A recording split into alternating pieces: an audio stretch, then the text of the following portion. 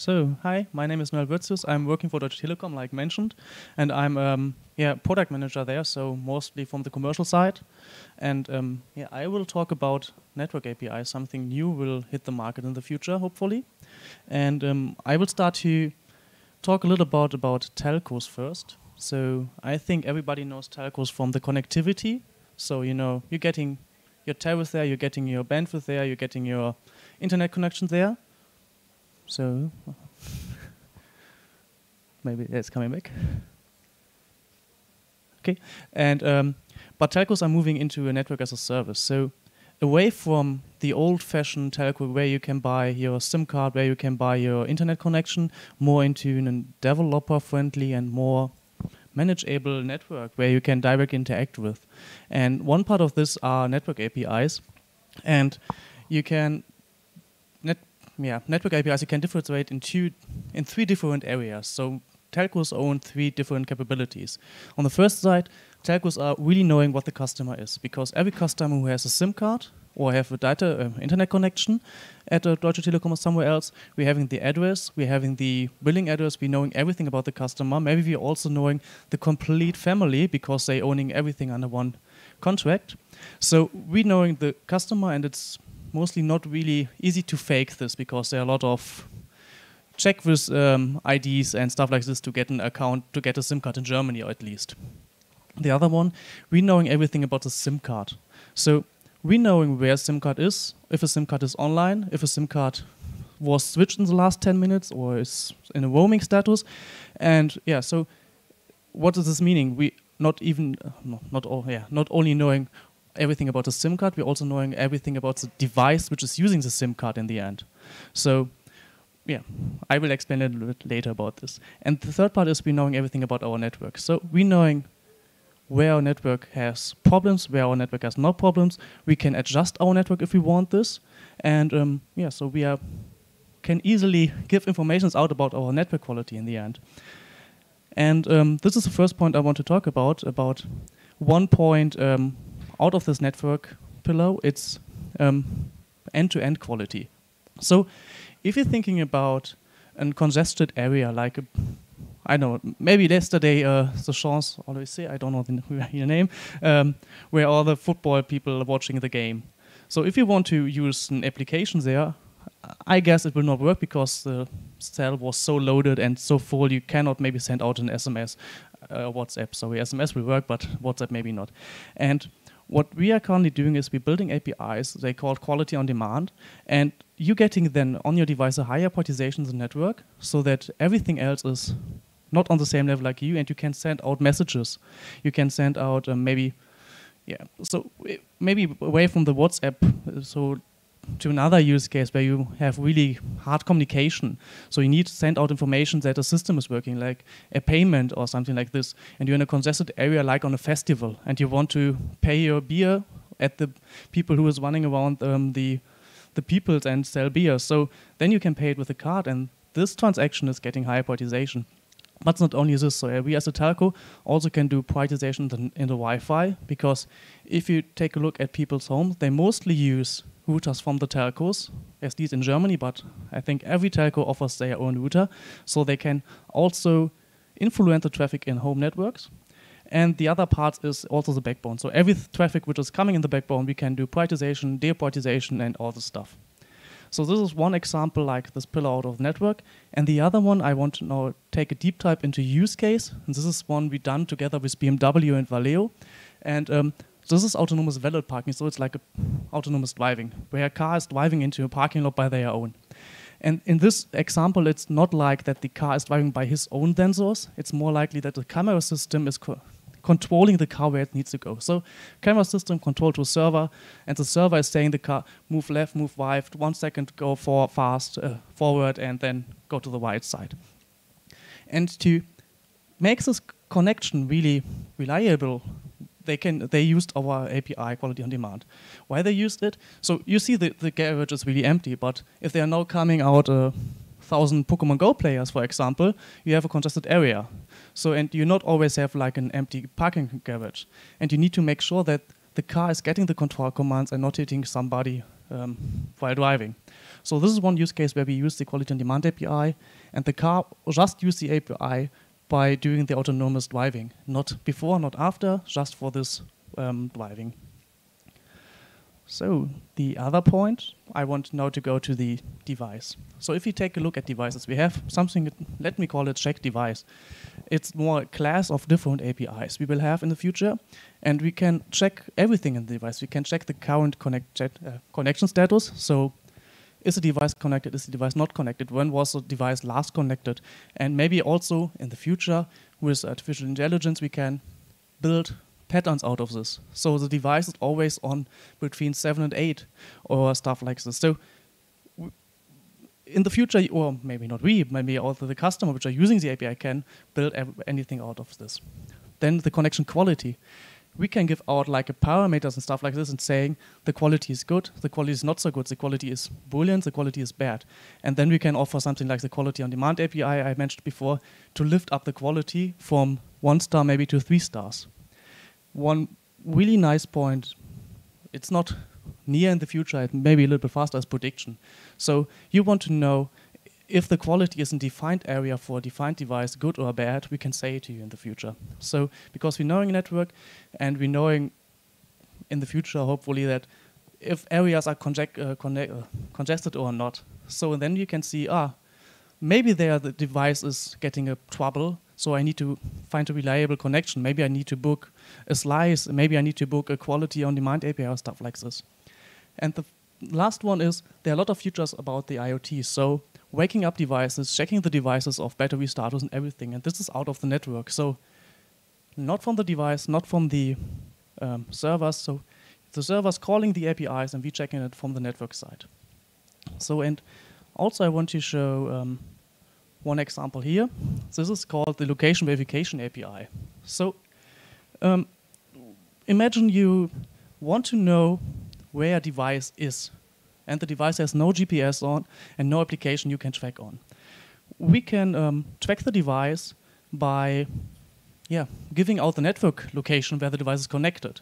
So we cannot give exact the point, so it's more like verification. You can say, okay, I want to know that the device is in the circle, like 5 kilometers far away. Maybe not. So I just, maybe I hit the cable. So is the device in this area? And then we can say, yes, it's in this area or not. And this is working without GPS, and it's also without any application on a device. So we can track every SIM card if it's in the area or not. For example, like 5 kilometer area, 10 kilometer area, 15 kilometer area. And so you can also make possible to track SIM cards around different areas and see if they come closer to you or not. So for logistic process, it's really nice. So these are some examples we have.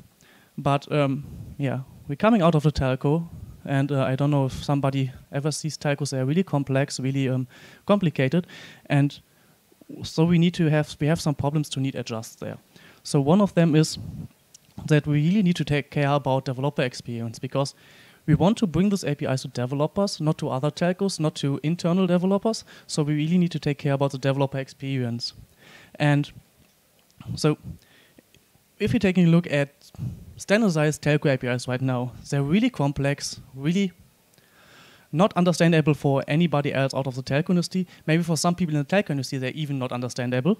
So, we are going there and bringing these APIs in a way out that they are so simple that everybody can use them. I always say any student should use our API in the first year and should understand what they're doing, and not hopefully you don't need an expert to use these APIs.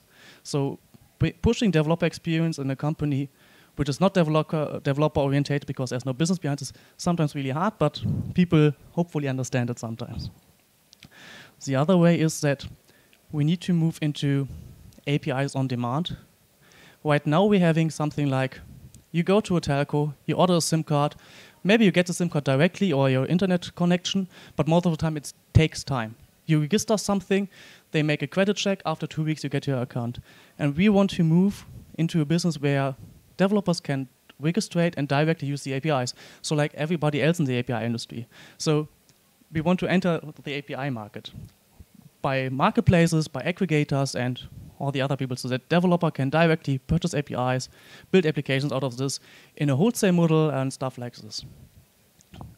So another problem is that if we as Deutsche Telekom building the APIs by our own, it will getting really complicated because, yeah, so we're having other companies like Orange, Vodafone, Telefonica, and some more telcos.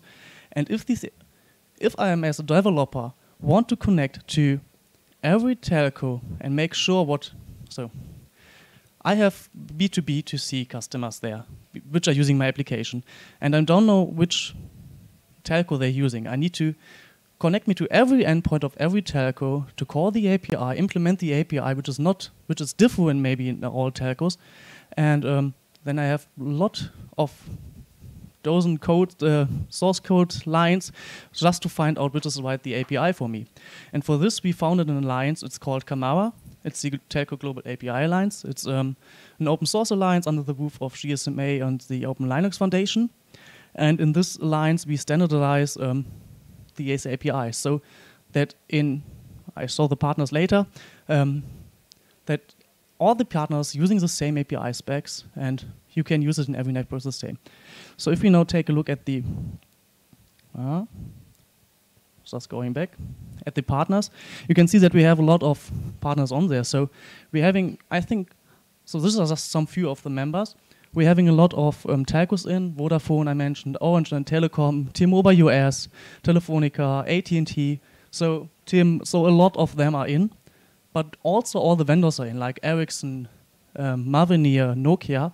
And we're having some hyperscalers and aggregators like Google, Microsoft, Infobip, Amdocs. And so you see there are a lot of partners are in, some companies are also inside, developer companies.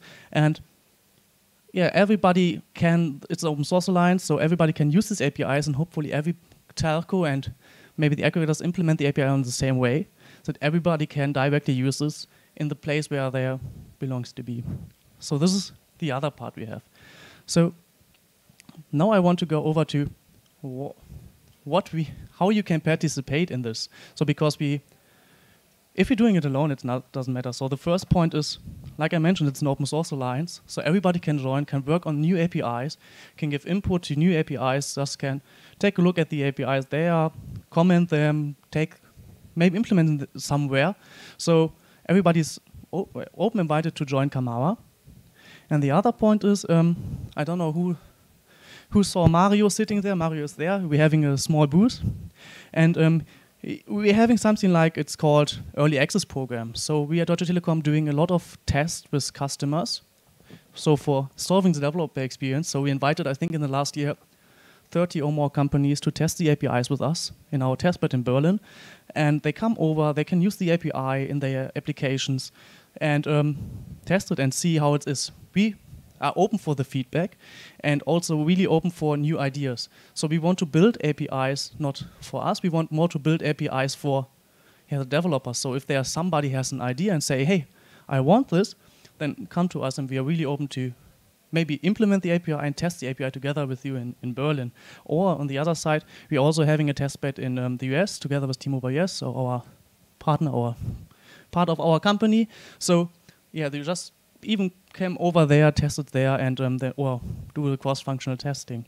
So I'm done. So I'm open for questions. I don't know, hopefully in time. Perfect.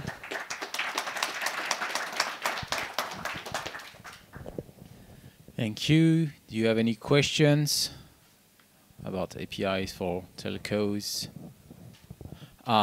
Yes, one question here. Yeah, is it at the state today where we as developers can go and actively start playing with these today, or is it still not there? So currently it's not there, but if you want to test it, we're having this test bed where you can come in and making a early access testing. So hopefully we will be able to test to have the APIs in the network really soon. So end of next year or even after. So not too far away, really close. But if you're really interested, you can contact us and we can see how it works. Yeah. And additionally, you can also take a look at the Camara Alliance. The API specifications already publicly available. There is a GitHub Yes. that you can look at. Yes, exactly. So the API specs are everywhere. Perfect. It's funny because it reminds me of another initiative in another completely different domain, the supply chain. I've been working with the French iteration of GS1. So they're working the supply chain, and they were trying to kind of standardize the systems that were used to take appointments. For instance, Danone produce products with milks, and so they want them to be delivered in supermarkets, and so they hire companies to deliver those products to supermarkets. But the people who have to take the products from the factory have to take an appointment. But all the systems were completely different, and so for each time you go into a factory, you have to use a different system. And so they tried to create kind of standard API that any system would implement. And so for any other system to communicate with them, it would be easier. So it looks like the same kind of initiative. Exactly. So we standardize the entry point, but how the quality is giving from the network, it depends. In every network can be different, but the entry point to get a better quality should be always the same. Processors can, after this... Yeah. And I see the same initiative in Europe with the PSD2 regulation for banks. I just hope that your APIs in telco will be less complicated than the one of the banks. Hopefully. Thank you very much, Noël. Perfect. Thanks. Yeah.